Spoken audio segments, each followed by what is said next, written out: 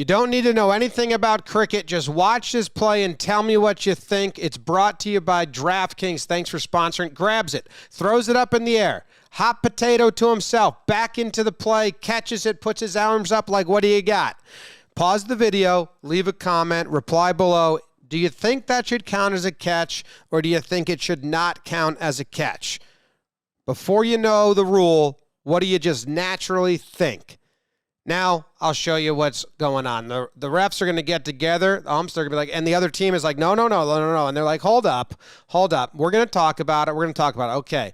Hey, man, what do you got? Do you remember the rule? No, let's just ask above. Yeah. Why don't you just call them up and say, like, can you guys read the rule book and tell us what that is? So they go up top. Meanwhile, the player who caught it, he knows it's a catch. His teammates are like, hey, do you think that's going to count? He's like, yes, that's what Renshaw did.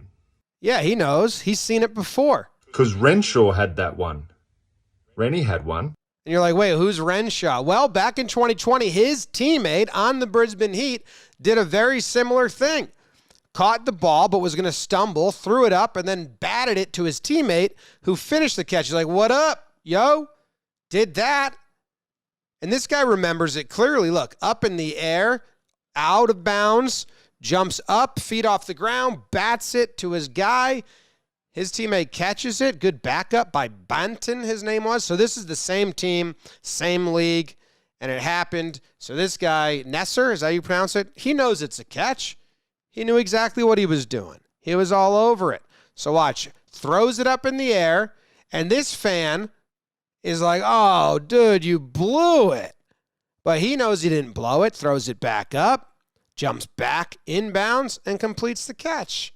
Says, oh, would you look at me? You like that? Now, the rule says a fielder who is not in contact with the ground is considered to be grounded beyond the boundary if his final contact with the ground before his first contact with the ball after it has been delivered by the bowler was not entirely within the boundary. Now, there's no way in the world any human would ever be able to read that and say, I get what they're saying, because it's in legal speak and it makes no fucking sense. Now, thankfully, they clarified it. It's important to note that as long as the fielder's first touch of the ball is inside the boundary line, which we have, that's his first touch right there, and his feet are inside the boundary line, they are allowed to finish the catch however they like, provided their feet are not grounded with the ball over the boundary. So one difference is the way I know the word as like grounded out of bounds versus the way they use it in cricket. To be grounded doesn't mean your feet are on the ground. It means your feet are on the ground and also touching the ball. So he throws it up before his foot touches the ground, and then he's got to touch this one, and his feet can't touch it. His feet can't touch the ground and the ball at the same time. So watch what happens here. It's literally one frame. His foot's on the ground, no ball. Foot's on the ground, no ball. Foot's on the ground, no ball. But the ball is right above his hands. And now the next frame, when the ball is in his hands, his foot has come off the ground. So technically, he's not grounded. Basically, he just doesn't exist. It's like a blip in the system.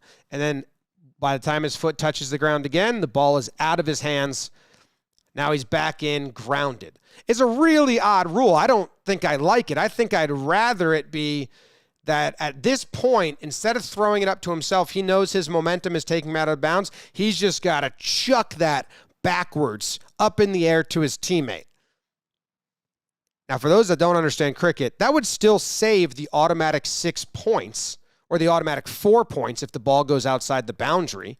That's 4 points if the ball goes outside the boundary or hits the boundary. It's 6 points if it goes, and I should say runs, not points. It's 6 if it goes over the boundary on the fly. So if he has to just chuck this backwards and a teammate can catch it to complete it, and that's the out, I like that.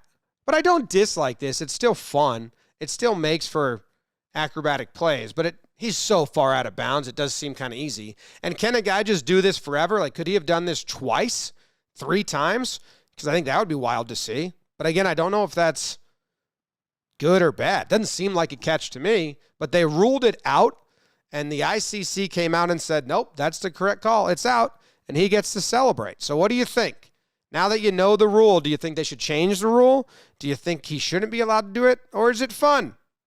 Either way, this one was brought to you by DraftKings, and I thank them for sponsoring the video. And shout out to Pete the Moylan for lending his services and being my voice actor for my Australian voice.